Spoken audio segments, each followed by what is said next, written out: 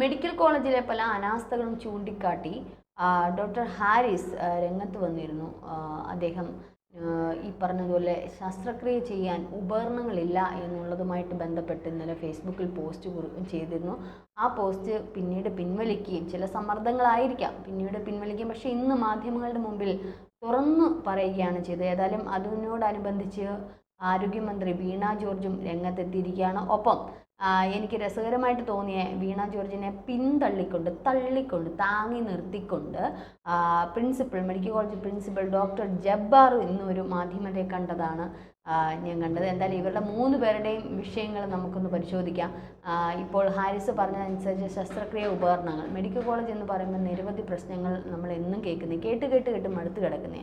ശസ്ത്രക്രിയ ചെയ്യാനില്ല എന്ന് വി ഡി സതീശൻ പറഞ്ഞതൊരു ഉപകരണങ്ങൾ മാത്രമല്ല, തുന്നിക്കെട്ടാൻ നൂല് പോലും ഇല്ലാത്ത സാഹചര്യങ്ങളുണ്ട്. നൂല് വാങ്ങിക്കൊടുത്ത് ഈ പറഞ്ഞ തുന്നേണ്ടുന്ന സാഹചര്യം വരെ ഉണ്ടായ കഥ ഇന്ന് പ്രതിപക്ഷ നേതാവ് പുറത്തു പറഞ്ഞിരുന്നു. നമുക്കിതിൽ പ്രതിപക്ഷത്തെ ഒന്നും കുറ്റം പറയാൻ പറ്റില്ല. കാരണം പല രീതിയിൽ നിയമസഭയിലൊക്കെ പലപ്പോഴായിട്ട് പ്രതിപക്ഷം വി ഡി സതീശൻ ഉൾപ്പെടെയുള്ളവർ ഈ ആരോഗ്യരംഗത്തെ പല ക്രമക്കേടുകളും പല കാര്യങ്ങളും തുറന്നടിച്ച് പറഞ്ഞിട്ട് കാണാതെ പോവുക. നമ്പർ 1 ആരോഗ്യ കേരളം എന്നാണ് വീണ ജോർജ് എപ്പോഴും പറഞ്ഞുകൊണ്ടിരിക്കുന്നത്, പിണറായി വിജയൻ എപ്പോഴും പറഞ്ഞുകൊണ്ടിരിക്കുന്നത്. ഇവരുടെ ഈ പ്രകടന പത്രികയിൽ തന്നെ പിണറായി വിജയൻ സർക്കാർ LDF സർക്കാർ അധികാരമേറ്റപ്പോഴുള്ള പ്രകടന പത്രികയിൽ 2 കാര്യങ്ങളാണ് അവർ പറഞ്ഞിട്ടുള്ളത്.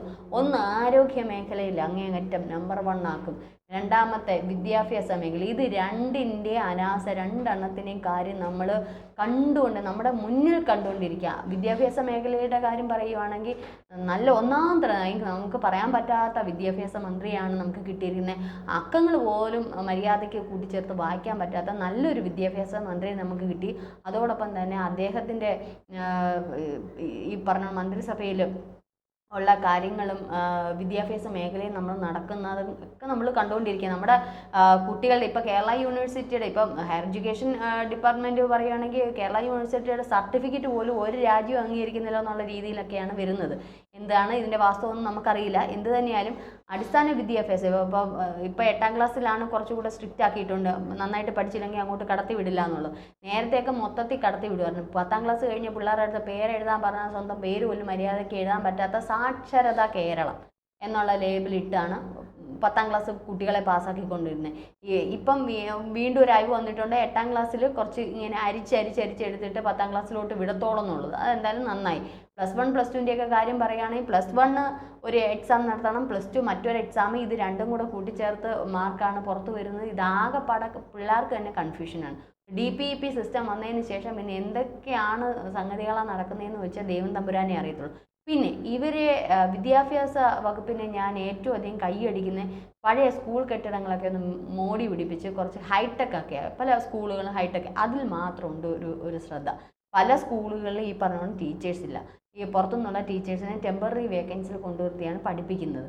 അവിടെ എന്താ പറയുക, പല രീതിയിൽ നമ്മളൊന്നും പറയാം. ഇനി ഈ പറയുന്ന ബിരിയാണിയും ഈ പറയുന്ന ജ്യൂസും മട്ടനും ചിക്കനും ഒക്കെ കൊടുക്കണമെന്ന് ഇങ്ങനെ ആരോഗ്യ വകുപ്പ് വീണ ജോർജ് ഇങ്ങനെ പ്രദർശനം നടത്തും. പക്ഷേ അതും പ്രിൻസിപ്പളിൻ്റെ ഓരോ സ്കൂളിൻ്റെയും പ്രിൻസിപ്പളിൻ്റെയും ഈ പറഞ്ഞോണം PTA വിഭാഗത്തിനെ കൈയിടിട്ട് വേണം കുട്ടികൾക്ക് ആഹാരം വരെ കൊടുക്കുക. ഇവർ ഇപ്പോൾ ഈ പറഞ്ഞോണം ബിരിയാണിക്ക് എങ്ങാണ്ട് 6 രൂപ എങ്ങാണ്ടാണ് ഒരു കുട്ടിക്ക് എങ്ങാണ്ട്, അംഗനവാടിയിലാണെങ്കിൽ 3 രൂപയോ 6 രൂപ എങ്ങാണ്ട്. അപ്പോൾ ഒരു മുട്ടയ്ക്ക് തന്നെ കൊടുക്കണം ഇന്ന് 4 രൂപ 5 രൂപ. അപ്പോൾ അതൊക്കെ അവിടെ നിൽക്കട്ടെ, നമുക്കതൊക്കെ പിന്നീടുള്ള കാര്യം. അത് വിദ്യാഭ്യാസ മേഖല ഏത് രീതിയിൽ തകിടം മറിഞ്ഞ് കിടക്കുമെന്ന് നമുക്ക് കൃത്യമായിട്ട് അറിയാം. നല്ല ഒന്നാമതൊരു വിദ്യാഭ്യാസ മന്ത്രിയാണ് നമുക്ക് കിട്ടിയിരിക്കുന്നത്. ആ കാര്യത്തിൽ മാറ്റി നിർത്തുക. ഇനി രണ്ടാമത്തെ കാര്യം, ആരോഗ്യ കേരളം നമ്പർ 1 ആരോഗ്യ കേരളമാക്കുമെന്നാണ് രണ്ടാമത്തെ അവരുടെ പ്രകടന പത്രിക. അതാണ് ഇപ്പം തകിടം മറിഞ്ഞ് കിടക്കുന്നത്. മെഡിക്കൽ കോളേജ് ഇപ്പം തിരുവനന്തപുരം മെഡിക്കൽ കോളേജ് മാത്രമല്ല, എല്ലാ മെഡിക്കൽ കോളേജ്, എല്ലാ സർക്കാർ ആശുപത്രിയുടെയും സ്ഥിതി ഇപ്പം ഇങ്ങനെയാണ്. പ്രത്യേകിച്ച് വേണ്ടുന്ന സ്റ്റാഫുകളില്ല, ഡോക്ടേഴ്സില്ല, നേഴ്സിംഗ് സ്റ്റാഫുകളില്ല, യാതൊന്നുമില്ലാതെ അവർ കൃത്യമായിട്ടുള്ള നിയമനങ്ങൾ നടത്തുന്നില്ല. കാരണം കാശ് കൊടുക്കാനില്ല. കേരളം ഈ പറഞ്ഞ കടക്കണിയിലാണെന്നാണ് പറഞ്ഞത്. ഈ കടക്കണിയിലാണെന്ന് പറഞ്ഞ സന്ദർഭത്തിലാണ് ഇവരുടെ 4ാം വാർഷികം വന്നപ്പം പിണറായി വിജയൻ പറഞ്ഞു, ആര് പറഞ്ഞു ഞങ്ങൾ കടക്കണിയിലാണ്? ഞങ്ങൾക്ക് കടമൊന്നുമില്ല, ഞങ്ങൾ വികസിത സംസ്ഥാനമാണ്, വികസിച്ച സംസ്ഥാനമാണ്, ഞങ്ങൾക്ക് ഇങ്ങനെ കടക്കണിയൊന്നുമില്ല എന്ന് പറഞ്ഞിടത്താണ് ഇപ്പോൾ വീണ്ടും പറയുന്നത് ഞങ്ങൾക്ക് പൈസ ഇറക്കായില്ലെന്നുള്ളത്. മെഡിക്കൽ കോളേജിൽ കുറേ എന്തൊക്കെയോ ഏറ്റവും കൂടുതൽ ആരോഗ്യ വകുപ്പിനാണ് ബഡ്ജറ്റ് നീക്കിയിരിപ്പ് വെക്കുന്നത്. പക്ഷേ ഇത്രയും നീക്കിയിരിപ്പ് വെച്ചിട്ട് പോലും കൃത്യമായ ബിൽഡിങ് ശരിക്കും വരുന്നുണ്ട്, അത് കൃത്യമായ പരിപാലനങ്ങളോ അല്ലെങ്കിൽ കൃത്യമായ സ്റ്റാഫുകളെ നിയമിക്കുകയോ അല്ലെങ്കിൽ കൃത്യമായ അതിൻ്റെ സംരക്ഷണമോ മരുന്നുകളോ ഈ പറഞ്ഞുള്ള ശസ്ത്രക്രിയ ചെയ്യാനുള്ള ഉപകരണങ്ങളോ യാതൊന്നുമില്ല. മരുന്നുകളില്ല. പ്രാഥമിക ആവശ്യങ്ങൾക്ക് പോലുള്ള കൂടി ഒരു പാരസെറ്റമോൾ കാണും. അതിൽ കൂടുതൽ ഒരു മെഡിസിൻ അവിടെ കിട്ടാനില്ല എന്നുള്ളതാണ് അതിശയം. ഈ ഇത്രയും വലിയൊരു സർക്കാരിന് മെഡിക്കൽ കോളേജിന് ചുറ്റുമാണ് എത്രയോ മെഡിക്കൽ സ്റ്റോറുകളാണുള്ളത്. എന്തിനാണ് ഇത്രയും മെഡിക്കൽ സ്റ്റോറുകൾ? അവിടെ ഒരു വലിയൊരു മാഫിയ തന്നെ പ്രവർത്തിക്കുന്നുണ്ട്. അപ്പോൾ ഇതൊക്കെ പല തവണ പല ആൾക്കാർ പല മാധ്യമങ്ങളെടുത്ത് ചർച്ച ചെയ്തിട്ട് ഇനിയും അതിന് യാതൊന്നും ഉണ്ടാവില്ല എന്ന് തന്നെയാണ് പറയാനുള്ളത്. ഇവരിപ്പോൾ പറയുന്ന ഒരു കാര്യമുണ്ട്, ഈ കോവിഡിൻ്റെ കാലം വന്നപ്പോൾ കേരളം എന്തോ അങ്ങ് വലിച്ചു വരും. ഒന്നുമില്ല. മരണവിവര കണക്കുകൾ ഇന്ന് പ്രതിപക്ഷ നേതാവ് പറഞ്ഞതുപോലെ മരണവിവര കണക്കുകൾ കൃത്യമായിട്ട് സർക്കാർ പുറത്തുവിട്ടിട്ടില്ല. ഏകദേശം 27,000-ഓളം മരണങ്ങളാണ് കോവിഡ് സമയത്ത് നടന്നത്. ഇതുവരെ പുറത്തുവിട്ടിട്ടില്ല. ഇതിൻ്റെ പകുതി പോലും സർക്കാർ കോവിഡ് മരണ കണക്കുകൾ അനുസരിച്ച് പുറത്തുവിടുന്നില്ല. കുറച്ചേ മരിച്ചിട്ടുള്ളൂ എന്നുള്ള രീതിയിൽ. ഇത് നിയമസഭയിൽ പറഞ്ഞപ്പോൾ വി ഡി സതീശൻ ഉൾപ്പെടെ വീണ ജോർജ് അധിക്ഷേപിച്ച രംഗങ്ങൾ നമ്മളുടെയൊക്കെ കൺമുൻപിൽ കണ്ടുകൊണ്ടിരിക്കുകയാണ്. പറഞ്ഞതാണ് ചക്ക വീണ് മുയൽ ചത്താലും ഇല്ല പറഞ്ഞോണം, അങ്ങനെ ഒരു വാചകം പറഞ്ഞുകൊണ്ടാണ് അന്ന് നിയമസഭയിൽ ഇവർ ഇത്തരത്തിൽ ഇന്നത് വി ഡി സതീശൻ എടുത്തു പറയുകയും ചെയ്തു. അതേപോലെ തന്നെ എക്സ്പയറി ഡേറ്റ് കഴിഞ്ഞ മരുന്നുകൾ വരെ അവിടെ രോഗികൾക്ക് കൊടുത്ത സംഗതികൾ ഇന്ന് വി ഡി സതീശൻ അത് എടുത്തു പറയുന്നുണ്ട്.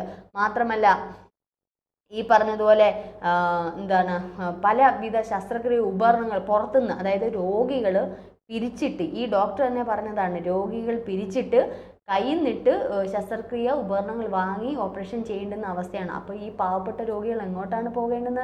അവർ ഈ സാധാരണക്കാർ ഏത് ഹോസ്പിറ്റലാണ് പോകേണ്ടത്? നമുക്കറിയാം, വലിയ വലിയ ഹോസ്പിറ്റലിൽ ചെല്ലുമ്പോൾ നമുക്കുണ്ടാകുന്ന ബുദ്ധിമുട്ട് സാമ്പത്തികം വേണം. നമ്മളുടെ കയ്യിൽ നിന്ന് ഒതുങ്ങാത്ത, സാധാരണക്കാർക്ക് ഒതുങ്ങാൻ പറ്റാത്തതാണ് വൻകിട ഹോസ്പിറ്റൽ ചാർജ് ചെയ്യുന്നത്. അപ്പോൾ എന്തായാലും സാധാരണ ഒരു മിഡിൽ ക്ലാസ് ഫാമിലി മുതൽ ഇങ്ങോട്ട് താഴേക്കിടയിലുള്ളവർക്ക് വരെ ഏറ്റവും ആശ്രയിക്കേണ്ടുന്നത് സർക്കാർ ഹോസ്പിറ്റലുകളെ തന്നെയാണ്. പക്ഷെ അവിടെ ഇത്തരത്തിലുള്ള അനാസ്ഥ ഉണ്ടാവുമ്പോൾ എങ്ങോട്ടേക്കാണ് ജനങ്ങൾ പോകുന്നത്? എത്ര പേരാണ് ഇതുമൂലം മരണപ്പെടുന്നത്? എൻ്റെ അനുഭവം തന്നെ ഇത് വീണ്ടും വീണ്ടും ഞാൻ ആവർത്തിച്ച് പറയാണ്. മെഡിക്കൽ കോളേജിലെ ജനറൽ വാർഡുകളിൽ പോയിട്ടുള്ളവർക്കറിയാം അവിടുത്തെ അവസ്ഥ എന്താണ്. രോഗികൾ തിങ്ങി നിറഞ്ഞു കിടക്കുകയാണ്. തറയിൽ പോലും കിടക്കാൻ പറ്റാത്ത അവസ്ഥയിൽ രോഗികൾ തിങ്ങി നിറഞ്ഞു കിടക്കുകയാണ്. ആരും നോക്കാനില്ല, കാണാനില്ല. ഈ 2 ഡോക്ടേഴ്സാണ് 10, 500, 600 രോഗികളെ ഒരേ സമയം നോക്കുന്നത്.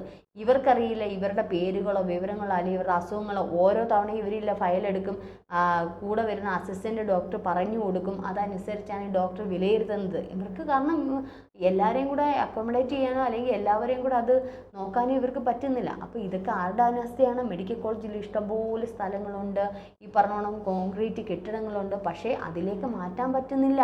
കാരണം അവിടെ വേറൊരു വാർഡിലോട്ട് മാറ്റണമെങ്കിൽ അവിടെ നോക്കാൻ ഡോക്ടേഴ്സ് വേണ്ടേ? അപ്പം തിക്കി നിറച്ച് പലവിധ അസുഖങ്ങളുള്ള രോഗികളെ എല്ലാം കൂടെ ഒരിടത്താണ് കിടത്തിയിരിക്കുന്നത്. ആക്സിഡൻറ്റ് പറ്റിയവരും ഈ പറഞ്ഞ പകർച്ചവ്യാധികളുള്ളവരും ഒക്കെ തിക്കി നിറഞ്ഞാണ് ഈ ജനറൽ വാർഡുകളിൽ കിടക്കുന്നത്. ഓർത്തോ വിഭാഗത്തിൻ്റെ കാര്യം പറഞ്ഞാൽ അത് വേറെ. നമുക്ക് ഈ തിരുവനന്തപുരം മെഡിക്കൽ കോളേജ് മാത്രമല്ല, എല്ലാ മെഡിക്കൽ കോളേജിൻ്റെയും അവസ്ഥ ഇതുപോലാണ്. ഇത് പറഞ്ഞാലും തീരാത്ത കഥയാണ്. എന്തായാലും വീണ ജോർജ് പറഞ്ഞ ഒരു കാര്യമുണ്ട്, 15 വർഷം കൊണ്ട് പേഷ്യൻസിൻ്റെ എണ്ണം കൂടിയെന്ന്. എന്തൊരു വിഡ്ഢിത്തമാണ് വീണ ജോർജ് നിങ്ങൾ ഇത് പറയുന്നത്? എന്തൊരു മന്ദബുദ്ധിത്തരാണ് പറയുന്നത്? കേരളത്തിൽ ഓരോ തവണ കഴിയും തോറും ജനങ്ങൾ, അതായത് ഈ പറഞ്ഞോണം ഈ ജനങ്ങൾ വർദ്ധിച്ചുകൊണ്ടിരിക്കുന്നു, ജനന നിരക്ക് വർദ്ധിച്ചുകൊണ്ടിരിക്കുകയാണ്. അപ്പോൾ ജനന നിരക്ക് വർദ്ധിക്കുന്നതിനനുസരിച്ച് ഓരോ വർഷവും നിങ്ങൾ ഒരുക്കേണ്ടുന്ന ഫെസിലിറ്റി ഉണ്ട്. പഴയ മെഡിക്കൽ കോളേജ് അതേ കെട്ടിടം വെച്ചുകൊണ്ട് ഞങ്ങൾക്ക് പേഷ്യൻസ് കൂടുന്നു എന്ന് പറഞ്ഞിട്ട് കാര്യമില്ല. അന്ന് അത്രേ ഉണ്ടായിരുന്നുള്ളൂ തിരുവനന്തപുരത്ത്, അല്ലെങ്കിൽ അന്ന് അത്രയും ജനങ്ങളെ ഉണ്ടായിരുന്നുള്ളൂ. പക്ഷേ ഇന്ന് സാധാരണക്കാരും അല്ലെങ്കിൽ സാമ്പത്തികമായി പിന്നോക്കാവസ്ഥയിൽ നിൽക്കുന്നവർ കൂടുന്നുണ്ട്, ജനന നിരക്ക് വർദ്ധിക്കുന്നുണ്ട്. അപ്പം അതിന് ഓരോ വർഷവും കഴിയും തോറും നിങ്ങൾ ഭരിക്കുന്ന ഗവൺമെൻറ്റാണ് അതിന് വേണ്ടുന്ന കാര്യങ്ങൾ ചെയ്യേണ്ടുന്നത്. ഇത്രയും ജനങ്ങളുടെ നികുതി നിങ്ങൾ അങ്ങോട്ട് വാങ്ങിക്കുമല്ലേ? ഇനി മെഡിക്കൽ കോളേജ് നേരത്തെ ഈ പറഞ്ഞ സൗജന്യമായിരുന്നു, പക്ഷേ ഇപ്പോൾ 5 രൂപ പിന്നീട് 10 രൂപയാക്കി. ഇപ്പോൾ കുട്ടികളുടെ ഇതിൽ പോലും OP ടിക്കറ്റ് 5 രൂപ നിങ്ങൾ ആക്കി വെച്ചിരിക്കുകയാണ്. അപ്പോൾ ഇത്തരത്തിൽ അല്ലാതെ തന്നെ ജനങ്ങളുടെ നികുതിപ്പണം, കേന്ദ്ര സർക്കാർ കൊണ്ടുവരുന്ന, കേന്ദ്ര സർക്കാർ അനുവദിക്കുന്ന ഫണ്ട്, ഇതെല്ലാം കൂടെ എവിടെ പോകുന്നു? ഇത് കൃത്യമായി വിനിയോഗിച്ചാൽ ഇതിനൊക്കെ ഒരു പരിഹാരം കാണാവുന്നതേ ഉള്ളൂ. നിങ്ങൾക്കതിന് കഴിയില്ലെങ്കിൽ നിങ്ങൾ രാജിവെക്കുകയാണ് ചെയ്യേണ്ടത്. അല്ലാതെ ഈ പറഞ്ഞ നിങ്ങൾ ഈ ഒന്ന് പറയുമ്പം അതിന് മറുപടി മറ്റൊന്ന് പറയുകയല്ല ചെയ്യുന്നത്. ഇന്ന് പ്രിൻസിപ്പൾ അതോടൊപ്പം തന്നെ നമ്മുടെ ചർച്ച അവസാനിക്കുന്നതുകൊണ്ടാണ് ഞാൻ പെട്ടെന്ന് പറഞ്ഞു പോകുന്നത്. ഇന്ന് പ്രിൻസിപ്പൾ ഒരു ഡോക്ടർ ജബ്ബാർ വളരെ ഇങ്ങനെയാണ് പറയുക, വളരെ സത്യസന്ധമായി പറഞ്ഞാൽ പ്രിയപ്പെട്ട മന്ത്രി പറഞ്ഞ ആ ഒരു സത്യം എന്നുള്ളത് നിങ്ങൾ ആ ഒരു ഇത് കേട്ടാലറിയാം. അദ്ദേഹം ആവർത്തിച്ച് സത്യം എന്ന് ഇങ്ങനെ തുറന്നു പറയുന്നുണ്ട്. എന്ത് സത്യം? മൊത്തം കള്ളമാണ്. ഒരു നിങ്ങളുടെ കൂടെ വർക്ക് ചെയ്യുന്ന അല്ലെങ്കിൽ നിങ്ങളുടെ ഒരു സഹപ്രവർത്തകനാണ് ഡോക്ടർ ഹാരിസ്. അദ്ദേഹം പറഞ്ഞതിനോട് പിന്തുണയ്ക്കുകയാണ് വേണ്ടത്. ഇങ്ങനെ മന്ത്രിമാരുടെ ഇത് താങ്ങിക്കൊണ്ട് നിങ്ങൾ പിന്മാറുകയല്ല ചെയ്യേണ്ടത്. അന്തസ്സായിട്ട് ആ ഹാരിസിന് കൊടുക്കണം ഒരു കയ്യടി. ജബ്ബാറെ, നിങ്ങൾ അദ്ദേഹത്തിന് ഒരു കൈ കൊടുക്ക്. തുറന്നു പറയുകയാണ് ചെയ്യുന്നത്. അല്ലാതെ അങ്ങനെയൊന്നും നടന്നിട്ടില്ല, അങ്ങനെയൊന്നും ഈ പറഞ്ഞ ഞങ്ങൾക്ക് ഈ ഹാരിസ് ആപ്ലിക്കേഷൻ തന്നിട്ടില്ല, അതല്ല ഇതില്ല എന്ന് പറഞ്ഞാൽ പേഷ്യൻസ് അവിടെ കിടപ്പുണ്ട്. ഈ സർജറി ചെയ്യാത്ത പേഷ്യൻസ് കെട്ടിക്കിടക്കുന്ന ഈ പറഞ്ഞോണം അപ്പോയിൻമെൻറ്റ് 2-3 മാസത്തേക്ക് സർജറികൾ നീട്ടി വെച്ചേക്കുന്ന ഈ രോഗികൾ സാക്ഷികളാണ്. അതിൽ കൂടുതൽ സാക്ഷികൾ, നിങ്ങളുടെ സാക്ഷി ഞങ്ങൾക്ക് ആവശ്യമില്ല. ഇപ്പം ജബ്ബാർ പറയുന്നോണം അങ്ങനെ ഉപകരണങ്ങൾ വേണമെന്നുള്ള ഡീറ്റെയിൽസ് ഒന്നും അവിടെ തന്നിട്ടില്ല, അങ്ങനെ പരാതി കിട്ടിയിട്ടില്ല. ഞങ്ങൾ സാക്ഷി, ഈ പറയുന്ന ഞാൻ സാക്ഷിയാണ്. മെഡിക്കൽ കോളേജിലെ പല കാര്യങ്ങളിലും ഉപകരണങ്ങൾ പുറത്തുനിന്ന് വാങ്ങിച്ചിട്ടുള്ള കേസുകൾ എനിക്കറിയാം. അപ്പോൾ അതുകൊണ്ട് താതയെന്നൊന്നും പറയേണ്ട, വീണ ജോർജിനെ കൂടുതൽ പുകഴ്ത്തുകയും വേണ്ട. ഇത് ജനങ്ങൾ ഏറ്റെടുത്ത ഒരു സംഭവമാണ്. ഇനിയെങ്കിലും ഈ ആരോഗ്യ മേഖലയിൽ ഇത്തരത്തിലുള്ള കാര്യങ്ങൾ, നമുക്ക് ഏറ്റവും കൂടുതൽ വേണ്ടത് നമ്മുടെയൊക്കെ ആരോഗ്യമാണ്. ആ മേഖലയിലാണ് കൂടുതൽ പ്രവർത്തനങ്ങൾ ചെയ്യേണ്ട. ആശാപ്രവർത്തകരെ, എന്തുമാത്രം ആശാപ്രവർത്തകരാണ് ഇതിനിടയിൽ അവർ വർക്ക് ചെയ്യുന്നത് കോവിഡ് സമയത്ത്. അവർക്ക് ഒരു രൂപ പോലും കൂട്ടിക്കൊടുക്കാൻ സാധിക്കുന്നില്ല. അപ്പോൾ ആരോഗ്യ മേഖലയിൽ ഒരു വളർച്ചയും ഉണ്ടായിട്ടില്ല, വിദ്യാഭ്യാസ മേഖലയിൽ ഒരു വളർച്ചയും ഉണ്ടായിട്ടില്ല എന്ന് നമുക്ക് പൂർണ്ണമായിട്ടും ഇതാക്കി പറയാം. കാരണം നമ്പർ 1 കേരളം, ആരോഗ്യ കേരളം എന്നൊക്കെ പറയുന്നത് വെറും പൊള്ളത്തരം മാത്രമാണ്. ജനങ്ങൾ കൂടുന്നത് കൊണ്ടാണ് ഇത്തരത്തിൽ ഇത്തരത്തിലുള്ള പ്രശ്നങ്ങൾ വരുന്നതെന്ന് പറയുന്നത് നിങ്ങളുടെ കഴിവുകേട്, മന്ത്രി വീണ ജോർജിൻ്റെ കഴിവുകേട് എന്ന് തന്നെ മുഖത്ത് നോക്കി പറയേണ്ടുന്ന ഒരവസ്ഥയിലേക്ക് എത്തിയിരിക്കുന്നു.